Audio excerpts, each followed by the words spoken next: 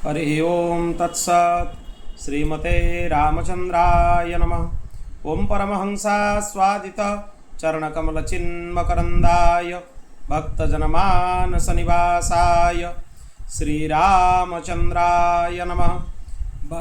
वागीशायस्य वदने लक्ष्मीर्यस्य च वक्ष्यसि यस्यास्ति हृदये संवित् तं नृसिंहमहं भजे। विश्वसर्ग विसर्गादि नवलक्षणलक्षितं श्रीकृष्णख्यं परं धामं जगद्धाम नमामि तत्। प्रह्लादनारदपराशरपुण्डरीक व्यासम्बरीशशुकशौनकभीष्मदलिभ्यं रुक्मङ्गदार्जुनवसिष्ठविभीषणादीन् पुण्यानिवन् परमभागवतान्नमामि। नारायणं नमस्कृत्य नरं चैव नरोत्तमं देवीं सरस्वतीं व्यासं ततो जयमुदीरयेत्। श्रीसीतानाथसमारम्भं श्रीरामानन्दार्यमध्यमम् अस्मदाचार्यपर्यन्तं वन्दे श्रीगुरुपरम्पराम्। गोविन्द जय जय गोपाल जय जय राधारमण हरि गोविन्द जय जय गोविन्द जय जय गोपाल जय जय राधारमण हरि गोविन्द जय जय गोविन्द जय जय गोपाल जय जय राधारमण हरि गोविन्द जय जय। बोलो भक्तवत्सल भगवान की जय। आज आम भगवान महती कृपा करुणारू महाभारत कथार नवम दिवसर कथार प्रवेश करवा। एथिरे आज आम शुणा जन्मेजय पचारे जजाति राजा होचंती ब्रह्मा पाखरु दशम पुरुष, तेणु तांकर ब्राह्मणी सहित केमिति विवाह हला, देवजानी होची ब्राह्मणी, तांको सहित केमिति विवाह हला, ये सब वृत्तांत आपण टिके कृपा करिकि कुहंतु। वैशंपायन महर्षि कहिले जन्मेजय आपणकर पूर्वज जजाति शुक्राचार्य और वृषपर्वा उभयंक कन्या मानक विवाह करथिले। केमिति करथिले से विषय में कहूची शुणंतु। से समय देवता और असुर मान भितर युद्ध चली थाए। देवता माने विजय प्राप्ति पाई अंगिरांकर पुत्र बृहस्पति को आउ असुर माने शुक्राचार्य को पुरोहित करथिले। दुई जन आचार्य तांको भितर भी सबले द्वेष भाव रोला, कहीं ये देवगुरु और सी होचन दैत्यगुरु, तेणु तांको भितर द्वेष भाव सब रोला। जितेबाला युद्धर देवता माने असुर मान मारिदेले, शुक्राचार्य तांको मृत संजीवनी विद्या द्वारा पुनर्बार जीवित कराई देउतले। तांको पाखरे मृत संजीवनी विद्या थिला, तेणु जी मरीगले तांको जीवित कराई देउतले। किंतु असुर माने जो जो देवता को मारिथिले बृहस्पति तांको जीवित करि पारलेनी, कारण तांको पाखरे मृत संजीवनी विद्या न थाए। सेतपय देवता को भारी कष्ट हैला। दिने देवता माने कोन कले, बृहस्पतिंकर बड़ पुओ कच्चंक पाखकू गले, तांको नाला कच्च, तांको प्रार्थना कले आपण आमर सहायता करंतु। शुक्राचार्य पाखे मृत संजीवनी विद्या अच्छी, आपण तांकर शिष्यत्व स्वीकार करिकी जदि आमको मृत संजीवनी विद्या द्वारा जीवित पुनर्जीवित करईदेवे आपण को आम यज्ञ भाग प्रदान करूँ। सी तापर गले जाकि शुक्राचार्य पाखे प्रणाम कले, कहले मु महर्षि अंगिरांकर पौत्र देवगुरु बृहस्पति पुत्र कच, मते शिष्य रूप में आपण स्वीकार करंतु। मु 1000 वर्ष पर्यंत आपण पाखे रही ब्रह्मचर्य व्रतर पालन करी। शुक्राचार्य कहले स्वागत। जड़े विद्या अध्ययन करने आसिले से द्वेष भाव देखा जाए जे ये देवगुरुंकर पुत्र मुझे पाठ पढ़ेबी तुम फेरी जाओ ना, से स्वागत कले, आश्रम रहिले, तापर सत्कार मध्य कले। आ एक कथा भी कहले तुमर सत्कार करवा देवगुरु बृहस्पति सत्कार करने संगे समान। जदि देवगुरु बृहस्पति मो आश्रम को आतिथ्य आसी था मुझे सत्कार करी, से तुम द्वारा तांकर सत्कार करुच्ची बोली भावुची। केते मोहनीय गुण सब ऋषि मान भितर थिला। तापरे सी सब गुरु को तो संतुष्ट करुले, गुरुपुत्री देवजानी को मध्य संतुष्ट करुले। शुक्राचार्य कन्या से जानी जाइथिले 500 वर्ष जो चलीगला दैत्य मैंने जानीगले जे कच्च मृत संजीवनी विद्या शिखापी शुक्राचार्य पाक आस दैत्य मान को जना पड़। से कच्चों को मारिदेले। दिने गाई चरैया सी जाइथिले, आ खंड खंड करिकी विभिन्न हिंस्र पशु मान को खुएदेले। गाई माने आश्रम को फेरी आसिले देवजानी देखिले गाई आसिले किंतु कच नाही से पिता को कहिले जे कहीं कच वर्तमान जाए आसिले आपण जाइए देखंतु सेठू सी कहिले जे जदि आपण कचन को भल भाव फेरई न आणती ताले मु मृत्युवरण करी। शुक्राचार्य कहले तू व्यस्त हनी मुझे देखुची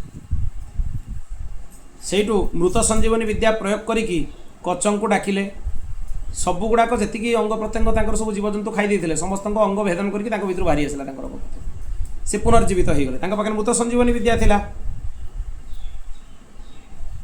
एई भलिया शुक्राचार्य तांको थरे बंचई देले आउ थरे द्वितीय थर भी असुर माने चेष्टा करथिले सेतेबेले भी शुक्राचार्य तांको बंचई देले। तृतीय थर से माने गोटे नुआ जुक्ति कले से कचन को काटिकी अग्नि रे जलई देले तांको शरीरर भस्म को बारुणी अर्थात मद्य मिसईकी शुक्राचार्य को पीई देले कहले आउ एटा से बंची पारिबो। जेतेबेले देवजानी देखिले जे कच फेरिलानी सेठू शुक्राचार्य को पुणी सी कहले शुक्राचार्य से मृत संजीवनी विद्या प्रयोग कले कचन को डाकिले कच भयभीत होइकी कहले जे मु आपनको पेट भितरे अछि मते पुनर्जीवित करंतुनी नले आपनको पेट को भेदन करके मते बाहर करिया को पड़िबो बाहरिया को पड़िबो। शुक्राचार्य कहले तुमे सिद्ध होई जाइछ तुमको मृत संजीवनी विद्या जणा अछि तेणु मु तुमको मृत संजीवनी विद्या पेट भितरे था मु प्रदान करूची मु तुमको मृत संजीवनी रे बंचाई देबी तुमे बाहर को आसीबो पुणी सेही विद्या को प्रयोग करके तुमे मते आउथरे पुनर्जीवित कर देबो तमाने बाध्य होई शुक्राचार्य मृत संजीवनी विद्या भी तांको देइथले। ये भगवानकर सुंदर व्यवस्था। तेणु आ गोटे कथा भी कहले तुम्हें अन्य कहीं नुहे ब्राह्मण से मो पेट भितर एत पर्यंत बंचीच अन्य वर्णर किए होते जे राजा होते इंद्र होते मो पेट भितर भस्म हो जाता मु शुक्राचार्य। आउ गोटे कथा है तुम्हें मो पेट भितर अछ तेणु मोर पुत्र सहित समान तुम्हें से सेमती ही कले विश्वासघातकता नहीं सी कच जितेबले शुक्राचार्य तांकु मंत्र द्वारा पुनर्जीवित करके बाहर को आणिले तापरे से कच आउथरे से विद्या प्रयोग कर शुक्राचार्य को जीवित कर शुक्राचार्य जो जानिले जे माने मिछरे मते मद्यपान कर कारण मद्य सी पियंती ब्राह्मण मद्यपान ब्राह्मण पाई कौन प्रायश्चित नहीं अन्य वर्ण जदि भूल भी मद्यपान करता तार प्रायश्चित अच्छी ब्राह्मणर मद्यपान प्रायश्चित है मृत्यु माने एते जोर पानी गरम करके गलार ढाली दिया जमी से पानी पशिला मात्र के जीवन जमी चलीज ये हूँ तार प्रायश्चित ब्राह्मण पाई मृत्यु छड़ा मद्यपान द्वितीय प्रायश्चित आ कि नहीं सेठू से घोषणा कले से घोषणा कर शुक्राचार्य जे जो ब्राह्मण मद्यपान करिब से धर्मभ्रष्ट हो ब्रह्महत्यार अपराध लगे जेते थर मद्यपान करिब से थर ब्रह्महत्या लगे तार इह लोक भी खराब हम परलोक भी खराब हम। तापरे 1000 वर्ष जो पूरा हो गला तांकु शुक्राचार्य अनुमति देले तुम्हें एथर स्वर्ग को फेरी जाओ। कच जो जीवा को लगिले से देवजानी आउ छाड़िलेनी से कहले तुम्हें जाऊनी तुम्हें स्नातक हो सारीच मु तुमको विवाह करने चाहूँगी विधिपूर्वक मोर पाणी ग्रहण कर। तापरे कच कहले हे भगिनी शुक्राचार्य जमी तुमर पिता मोर भी सी पिता कहीं ना मु तांको उदर भितर देकी आसी आउ थे तेणु तुम सहित विवाह करने धर्मशास्त्र सर्वधा विरुद्ध हम तुम्हें तांकर कन्या तेणु मोर भगिनी हम तेणु धर्मशास्त्र अनुसार मु तुम सहित विवाह करें सर्वथा अनर्थ। तेणु जितेबले मोर आवश्यकता मत स्मरण कले मु आसिक सेवा करी सबू करी किंतु मु विवाह करिविनी। सेठू देवजानी कहले देख तुम्हें जदि मत विवाह न कर मु अभिशाप देवी तुम मृत संजीवनी विद्या सिद्ध हेनी केते धर्मशास्त्र निष्ठ कच 1000 वर्ष आसिक रहिले गुरुंक सेवारे मृत संजीवनी शिखिकी गले किंतु धर्म उल्लंघन कलेनी विद्या निष्फल हो गले। देवजानी ताको अभिशाप देदेले जे मते जदि विवाह न करिवो मु अभिशाप दउची जे तुमर मृत संजीवनी विद्या कहा ऊपर प्रयोग करि परिबो नाही काम करिवो नाही। 1000 वर्षर परिश्रम वृथा हो गला स्वीकार कले कच किंतु धर्मशास्त्र विरुद्ध रे जेकी देवजानी को विवाह करबा कथा से स्वीकार कले। ए होची शास्त्र निष्ठा शास्त्रर निष्ठा एभली हवा दरकार कौन सी परिस्थिति शास्त्र सागर कंप्रोमाइज करबा कथा नहीं शास्त्र जमती कहछन सेमती करियो ये होची विधि। से कहले ठीक अच्छे आप मत अभिशाप दे दिंतु तथापि मु बह करी ना आपको अभिशाप भी मिलगला कहले मोर सीना विद्या सिद्ध हेनी मुझा विद्या शिखेबी तार सिद्ध हम सेटा तो अभिशाप नहीं ना सी क्या प्रयोग करें तापर तांकु यशस्वी हेले वरदान भी समस्ते देले देवता माने यज्ञ भाग देले बृहस्पति पाखु भी सी गले कच फेरिवा परे देवता माने भारी प्रसन्न हेले एबे देवता माने कहले जे तुमे दैत्य उपरे इंद्र को कहले आक्रमण कर इंद्र आक्रमण कले रास्तार गोटे वन पड़ा से बहुत कन्या माने जल क्रीड़ा करुले इंद्र वायु है कि से कन्या मानकर वस्त्र एपट सेपट करदेले से कन्या माने जतले बाहर को आसिले भूल रे असुरराज वृषपर्वांकर पुत्री शर्मिष्ठा गुरुपुत्री देवजानी वस्त्र पिंधिदेले तांको जना पड़लानी सेठू कलह आरंभ होला आ देवजानी शर्मिष्ठा पिंधिदेले शर्मिष्ठा देवजानी पिंधिदेले वस्त्र अदल बदल होगा सेठू देवजानी कहले अरे तू असुर कन्या तू मोर दासी भाया तू कौन मोर वस्त्र को पिंधिदेलु तू आचार भ्रष्ट यार फल बहुत खराब हम से शर्मिष्ठा कहले वाह तुम्हें बहुत कथा मत शुणाऊच आ मो बापा राजा तांको पाखरे तुम पिता सब हाथ जोड़ी ठिया होता राजा पाखे तुम्हें कौन आसु मत बुद्धि शिखेवाई एमती दी जन भितर झगड़ा है अहंकार है शर्मिष्ठा देवजानी को कौन कले वस्त्र नहीं नहीं कि पाखरु तांको कूଅ भितर को ठेलदेले देखिए नगर को फेरीगले से समय राजा जजाति शिकार करने अरण्य को आसता शोष लगिला से कूଅ पाक आसिले कूअरे देखले जल नहीं किंतु गोटे सुंदरी कन्या पड़ी पचारे तुम्हें किए देवजानी कहले मु महर्षि शुक्राचार्य पुत्री देवजानी जेतेबेले देवता असुर मान संहार करती मोर पिता से मृत संजीवनी विद्या द्वारा जीवित करती से बाहर को आणिले सी कहले जे मु जानीपारुछि तुम्हें जन यशस्वी राजा तापरे से कहले जे मु नगर को फेरी जाऊँगी देवजानी कहले जे वर्तमान शर्मिष्ठा मते आ भितर छाड़ी देकी पलैची ठेलिकी पलैची शुक्राचार्य पाखु जाइए देवजानी सब कथा शुणेले सब व्यवहार वर्णना कले सब कथा शुणेले किंतु शुक्राचार्य तांको बहुत सुंदर उपदेश देले बहुत सुंदर उपदेश जना पड़ुछि तुम्हें किसी अनुचित कार्य करिछ जार एटा प्रायश्चित होईछि तुम्हें क्रोध करवा उचित नुहे मो सहित कहीं है तुम्हें पूर्वर किसी भूल कर तारी दंड तुमको एवं मिलूँ अति सुंदर उपदेश जद्वारा केबे कहा भितर द्वेष भाव आसब ही नहीं सी एमती कहीं कला सी एमती कहीं कहला ये सब कथा मन भितर आसबनी आहरी बुझेले जे बहुत प्रकार मते आपण को मध्य धिक्कार करके कहला शर्मिष्ठा शुक्राचार्य कहले तू पवित्र ब्राह्मणर कन्या तू कौन सी भिक्षुकर कन्या नुहे तेणु व्यस्त हवा दरकार नहीं क्रोध सर्वदा उचित नुहे क्रोध मनुष्यर अनेक क्षति करे तेणु तुम्हें क्रोध को परित्याग कर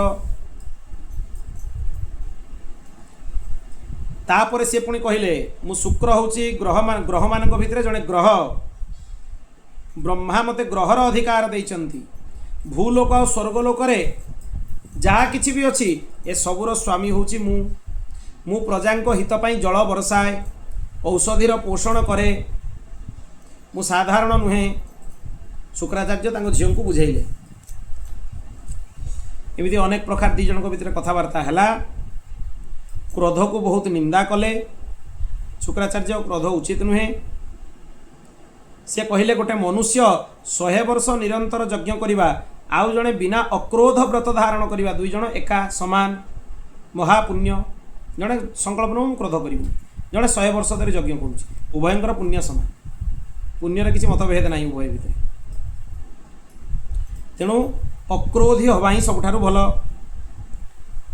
देवजानी कहले मु एबे भी बालिका मु धर्म अधर्मर अंतर बुझे क्षमा और निंदार कथा बुझे किंतु जड़े शिष्य है कि राजा वृषपर्वा तांकर कन्या आपणकर निंदा करवा ये कौन सी प्रकार मत ठीक लगुनि सेतेबेले देवजानी कथा शुणिकी शुक्राचार्य वृषपर्वा राजसभा को गले।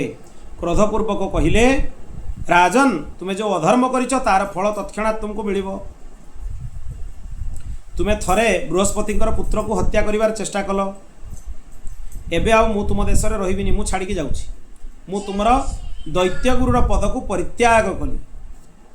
वृषपर्वा कहले जे मु केबे भी यही सब कथा जो कड़ा मो कन्या कहला मु कथा मन भितर भाविनी, तेणु एगुड़ा को आपण भावंतुनी, मन भितर ये सब कथा रखंतुनी, मते क्षमा करंतु।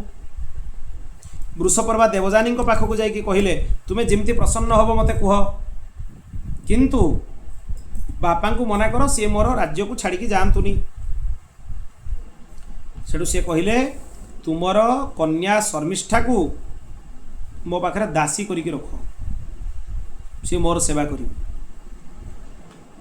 सेठू शर्मिष्ठा भी राजी हेले, ठीक अच्छे राज्यर कल्याण मुझे करी। खाली से नुहे, मुझे बहुत करी ये मो सागर दासी होगी सेठी जीव, सेठी भी मोर सेवा कर। से कहले ठीक अच्छे। तेणु शर्मिष्ठा गोटे विपदग्रस्त हवा दैत्य मान रक्षा करने से कहले ठीक अच्छे, मत शर्त स्वीकार अच्छी, मुझे भी दासी हेबी। दिने देवजानी दासी मान सागर शर्मिष्ठा को लेकिन वन में क्रीड़ा करुले। सेतबेले जजाति से पट देके आसुले, से बहुत थकी जाइए। देवजानी कहले, मु दैत्यगुरु शुक्राचार्य पुत्री, आ ये हूँ मोर सखी। सी कहले, मु हूँ वृषपर्वा पुत्री शर्मिष्ठा। उभय परिचय देले। जेतेबेले जजाति कहले, हे शुक्रनंदिनी आपणकर कल्याण हो, किंतु मु आपणको योग्य वर नुहे। क्षत्रिय सहित आपण माने पिता मोर माने आपण विवाह मो सहित करेबे नहीं, कारण मु जने क्षत्रिय राजा। आपण पूर्वर भी मो सहित कई विवाह करना।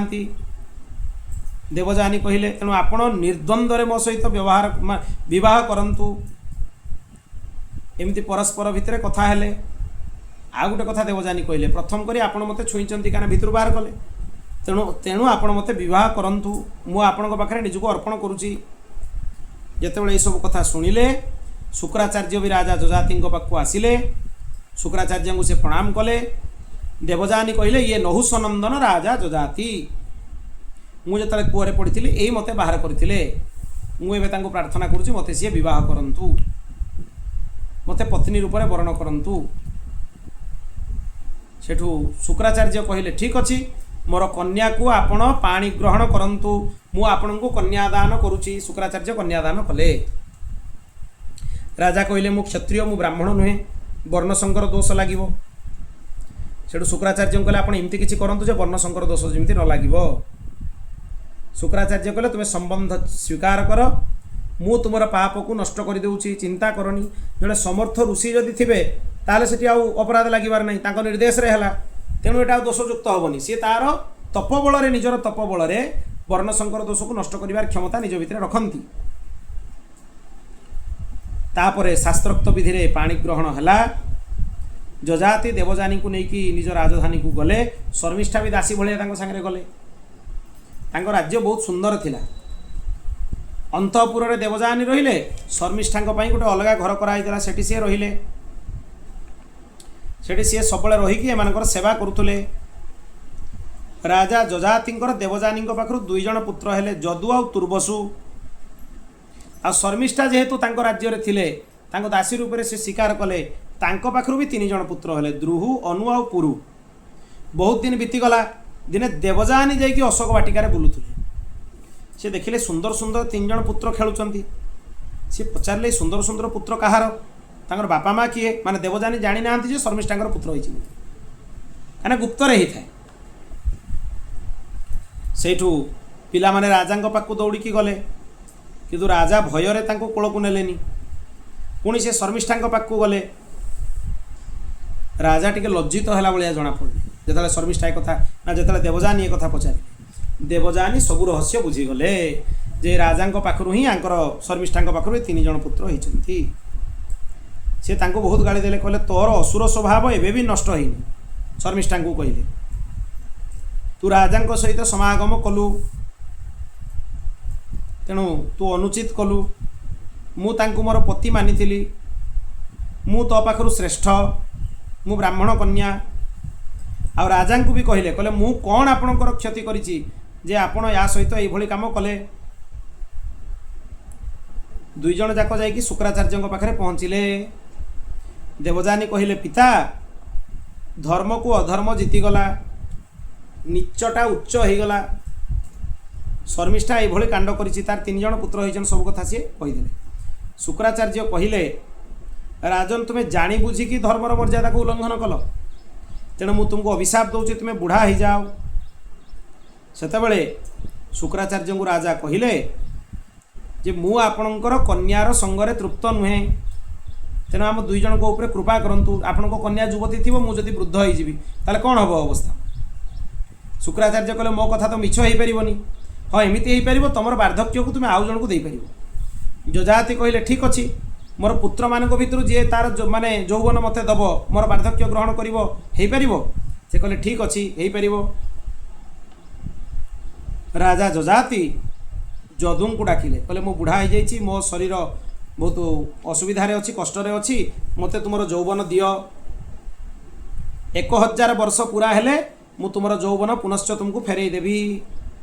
जदू कहले वार्धक्य बहुत असुविधा तेणु मु वार्धक्य ग्रहण करिविनी। जजाति कहले अच्छा तुम्हें मते निजर यौवन दौन तो मु तुमको अभिशाप दौची तुम संतान मानकु राज्य उपरे कौनसी अधिकार रहिबो नाही। जदू को बाहर करदेले पुणी तुर्बसु को डाकिके कहले सी भी मना करदेले तांको अभिशाप देले तोर वंश ही चलबनी आगकू मांस भोजी दुराचारी वर्णशंकर म्लेच्छ मानकर राजा हबु तू। एमती देवजानी 2 जण पुत्र को अभिशाप देकी जजाति शर्मिष्ठांकर पुत्र पाखक गले द्रुह को डाकिले तांको कहले मोर वार्धक्य नहीं नियो द्रुह कहले वार्धक्य मु ग्रहण करिविनी। सेठू तांको भी रागी गले जदू कहले तते एमती स्थान रे रहिते हबो जोटी रथ हाथी घोड़ा पालिंकी यही सब रुहे खाली तो नाटा रहिबो आउ किछि रहिबोनी राज्य रु तते भी किछि भाग मिलिबो नाही तुमको कौनसी भाग मु प्रदान करी नाही। पुणी तापरे ता परवर्ती पुत्र को डाकिकी कहले सी जेतेबेले मना करदेले द्वितीय पुत्र अनु तांकु जजाति अभिशाप देले तुमर अग्निहोत्र करिवार अधिकार रहिबोनी। शेषे अंतिम सान पुत्र पुरु को डाकिकी कहले सी कहले मु आपणकर वार्धक्य को ग्रहण करुची आपण मोर यौवन को स्वीकार करंतु। सी आशीर्वाद देले तुम्हें ही भविष्यतर राजा हब एवं तुम पाखरु ही वंश आग को बढ़िब तेणु कौरव पांडवंकर वंशटा को पुरु वंश बोली कह जाए अन्य वंश आपरे आउ चलिबो नाही इत्यादि प्रसंग आज आम एतिकी जाई शुणिले। तापरे आमे शुणिबा जजाति परवर्ती समय पुरुंकर विषय पुरुंकर वंशर वर्णना पुरु कौन कौन सब कले शांतनुंकर चरित्र इत्यादि कथा सब आगामी पर्याय आम शुणिबा। श्रीकृष्णार्पणमस्तु पूर्णमदः पूर्णमिदं पूर्णात् पूर्णमुदच्यते पूर्णस्य पूर्णमादाय पूर्णमेवावशिष्यते। हरि ओम शांति शांति शांति।